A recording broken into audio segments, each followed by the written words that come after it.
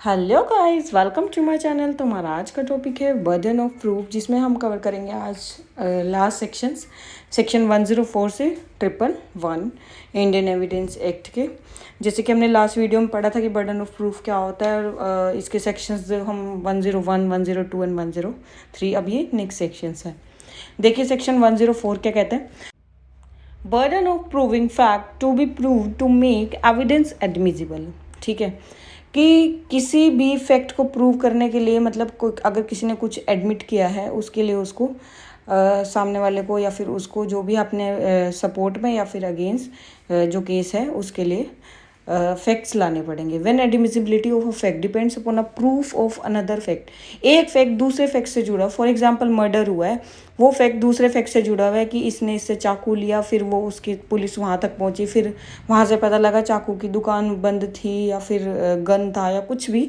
मतलब एक फैक्ट दूसरे फैक्ट से जुड़ा हुआ है, मतलब अटैच है, जिसके बेसिस पे जो केसेस हैं फाइनल लीड करते हैं, फाइनल रिजल्ट केसेस का पता चलता है। Party who wants to prove it will have to prove the fact on which admissibility depends. कि जो भी पार्टीज हैं उनको इसके बेसिस पे फैक्ट्स ला के इसको प्रूव करना पड़ेगा। ठीक है, अब देखिए हमारा सेक्शन 105 सेक्शन क्या कहता है। Burden of proving that case of accused falls within exceptions. जो केस ऑफ मतलब एक्यूज्ड है ना, मतलब एक्यूज्ड के ऊपर ज़्यादा बर्डन है इसमें। क्यों? उसको दिख रहा है कि उसका केस किसी एक्सेप्शन में आ गया है। ठीक है, और सबसे बड़ी बात ये जो है ना, ये मेनली सिर्फ क्रिमिनल केसेस पे ही अप्लाई होता है, मतलब ये सिविल केसेस में अप्लाई नहीं होता है। तो इसमें क्या होता है, जो बर्डन ऑफ प्रूफ है ना, वो सिर्फ एक्यूज के ऊपर फॉल करता है कि उसको लगता है कि उसका केस एक्सेप्शन में है, तो उसको ही ज़्यादातर प्रूव करना पड़ेगा। Where a person is accuse then burden of proof that his case falls within. कि एक्यूज के ऊपर फॉल कर रहा है, तो इसकी एक्सेप्शन ये है कि ये आईपीसी वगैरह या फिर इन आईपीसी और any other law is upon that person. And general जो प्रिंसिपल इसका बर्डन ऑफ प्रूफ का ये क्रिमिनल केसेस में अप्लाई होते हैं, वो क्या कहते हैं कि या तो कोर्ट प्रेज्यूम कर लेता है कि कोर्ट एक्यूज्ड इनोसेंट है, या फिर वो गिल्ट मान लेता है। सेकंड पॉइंट में इसके जनरल प्रिंसिपल। सेक्शन 106 क्या कहता है। सेक्शन 106 देखिए, burden of proving affect specially with in knowledge. कि कोई स्पेशल नॉलेज में किसी के जो कोई चीज़ आ गई है, तो उसके बेसिस पे उसको कोई फैक्ट प्रूव करना पड़ेगा कोर्ट में। Any person who is aware of a particular fact then the onus of proving that fact is upon him.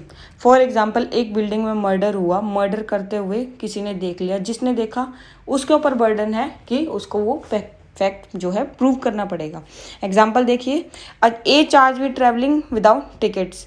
कि जैसे कंडक्टर है, कंडक्टर ने देखा कि ये जो है ये बिना टिकट के ट्रैवल कर रहा है, तो ये वो उसको चार्ज होगा ए को कि उसने विदाउट टिकट्स ट्रैवल किया। तो इसके जो सेक्शन 106 का जो प्रिंसिपल है वो क्या कहते हैं, इस application of principle of res स्पा loquitur things speak for itself. देखिए इसका केस लो देखिए, Nagendra Sah versus state of Bihar 2021। Section 106 of the evidence act constitutes an exception to section 101। Section 101 के लिए ये एक एक्सेप्शन है, सेक्शन 106 इंडियन एविडेंस एक्ट के लिए। तो section 106 will apply to those cases where the prosecution has succeeded in establishing the facts from reasonable inference and can be drawn regarding the existence of certain other facts which are within the special knowledge of the accused। कि जो special knowledge में है accused के, कि कोई जैसे मैंने अभी बताया था कि ए ने टिकट के बिना ट्रैवल किया, ठीक है, वो, या फिर मर्डर हुआ जैसे बिल्डिंग में, बहुत सारे एग्जाम्पल्स हो सकते हैं, आप कुछ भी जज कर सकते हो इसके केस इस सेक्शन के लिए। सेक्शन देखिए 107 हमारा आगे क्या कहता है। Burden of proving that person was known to be alive for 30 years. कि किसी के लिए ये प्रूव करना कि कोई इंसान अगर 13 साल से 30 ईयर्स से जिंदा है, वॉज नोन टू बी, ठीक है, तो उसको आगे भी जिंदा ही माना जाएगा, चाहे वो दिखा है या नहीं है। पर अगर कोई कह रहा है कि वो he is dead, then he have to prove the fact. ठीक है, is section 107 is based on the presumption of continuity of things की जिंदा है तो आगे भी जिंदा माना जाएगा. Once a thing is shown to exist the law presume that it continues to exist until the contrary is shown, कि जब तक फैक्ट प्रूव नहीं होएगा तब तक उसको जिंदा माना जाएगा. A person is shown to have existed within last 30 year, अगर उसको लास्ट 30 साल में जिंदा माना गया, there is a presumption that he is still alive and if anybody alleges that he is dead he must prove that fact, कि अगर कोई पर्सन कहता है कि वो मर गया है तो उसको उस फैक्ट को प्रूव करना पड़ेगा. सेक्शन 108 आ गया. सेक्शन 108 देखिए क्या कहता है.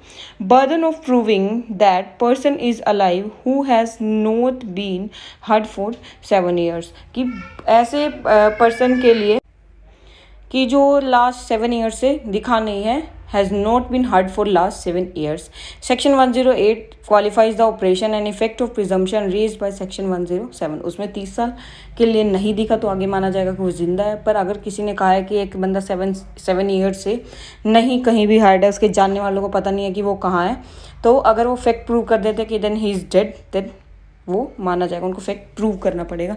The man has disappeared, question arises whether he is alive और dead and he remains unheard for 7 years by those who would naturally have heard of him, like उसकी फैमिली हो सकती है जिसने उसको सुना ही ना हो पिछले 7 सालों से.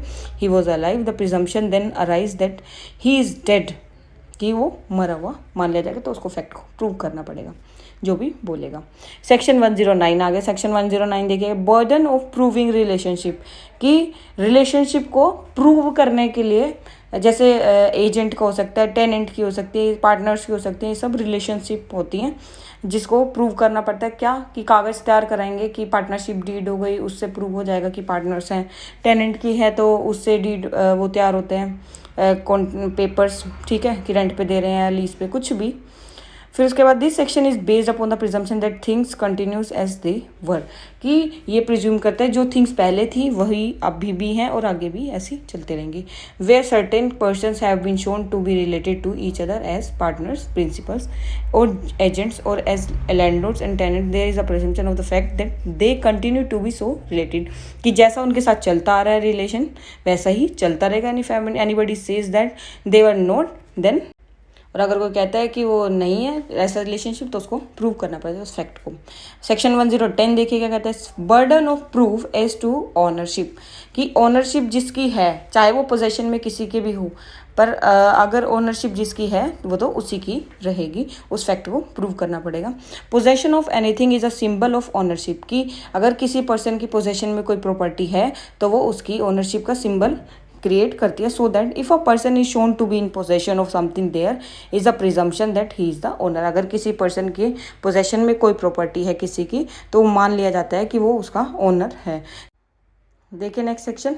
Section 11111 proof of good faith, कि गुड फेथ में अगर कोई बात बोली है उस चीज़ को प्रूव करना पड़ेगा. कोर्ट सुनी सुनाई बातों पर बिल्कुल भी विश्वास नहीं करता है.